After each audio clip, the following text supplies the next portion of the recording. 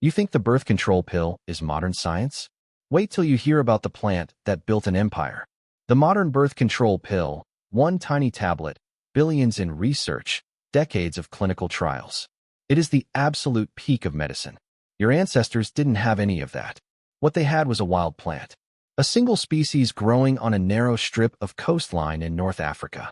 It was so powerful that an entire city-state was built around it. One of the greatest civilizations on Earth stamped it on their coins. They carved it into temple walls. They traded it like gold. Its name was silphium. But how could just a plant do all of this, without a single lab experiment or test? It achieved the exact desired effect. How did they discover it? And how did we drive it to extinction? Picture a city, Cyrene, 630 BC. One of the wealthiest Greek colonies in the ancient world, sitting on the edge of the Sahara facing the Mediterranean. What made it rich wasn't location. It wasn't gold. It was a plant, a single species that grew only in the hills surrounding that city. Giant fennel family, yellow flowers, thick stalks. The Greeks who settled Cyrene around 631 BC figured out what the plant could do almost immediately. Theophrastus wrote about it in the 4th century BC. Dioscorides listed it in his Pharmacopoeia. Cyrene struck it on their coins. Not a warrior, not a king. A plant stamped onto every coin that city ever minted, because that plant was the city. So what did it actually do? Everything. Technically, cough remedy, anti-inflammatory, fever treatment. But the main use was different.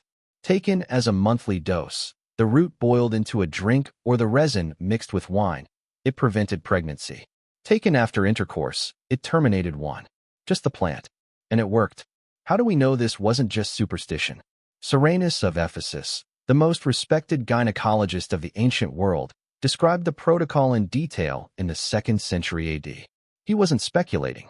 He was documenting. The plant itself is gone.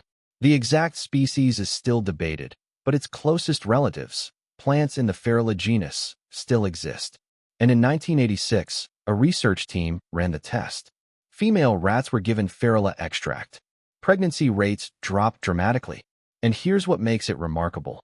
The effect was completely reversible. Stop the treatment. Fertility returned to normal. That wasn't coincidence. Ferula species contain compounds that interfere with progesterone synthesis.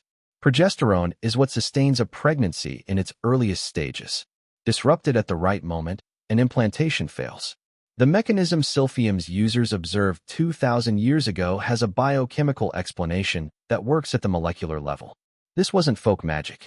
This was a functioning hormone inhibitor, discovered, standardized, and traded at scale millennia before the first birth control pill. Then things got even stranger. In 49 BC, when Julius Caesar crossed the Rubicon and marched on Rome, one of his first acts was to smash open the doors of the Temple of Saturn, the state treasury. According to Pliny the Elder, Caesar didn't just take massive amounts of gold and silver. He also seized the state's entire reserve of silphium, roughly 1,500 pounds of it. So what did he do with all that plant? Caesar needed to finance a massive civil war against Pompey. And at the time, silphium was literally a currency, equal in weight to silver and gold. He liquidated this priceless biological stockpile. He sold it. And with that staggering revenue, he funded his army. He paid his soldiers. By the 1st century AD, silphium was almost gone. Pliny watched it happen in real time. The plant, he wrote, hadn't been seen in living memory around Cyrene. Traders were passing off cheaper substitutes. The real thing had become so scarce that when a single specimen was finally found in the wild, it was sent directly to Emperor Nero. Nero ate it. One man ate the last known example of a plant that half the ancient world had relied on.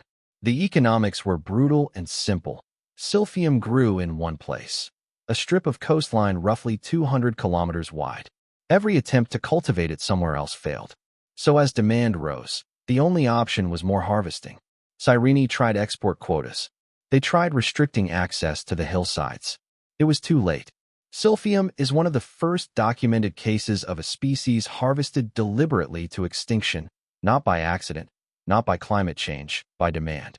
What happened after the extinction is telling. Ancient physicians scrambled to find substitutes. Some contained biologically active compounds. Some were partially effective. But one plant stood out, Daucus carota, wild carrot. Small white flower clusters that curl inward as they dry. Seeds that darken at maturity. It still grows everywhere. Roadsides, fields, anywhere left untended. You've walked past it.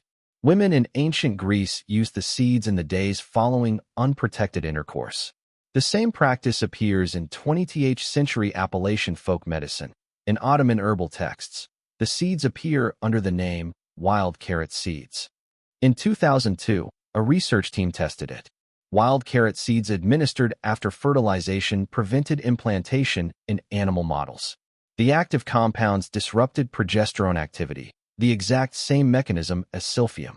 A remarkably similar effect found in a plant that grows in every ditch across the northern hemisphere. Silphium was lost. The biology was never lost. But the plant left behind something else. The heart shape. Playing cards, Valentine's Day chocolate boxes, that's symbol.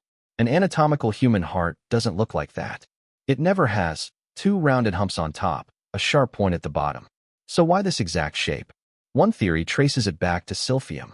The coins of Cyrene show it clearly, the seed of the plant in exactly that shape. The ancient world connected silphium to love, to intimacy, to desire. The shape traveled forward through time. The plant didn't. This isn't proven. But the possibility that the most universal symbol of love is the seed of an extinct contraceptive plant? That's worth sitting with.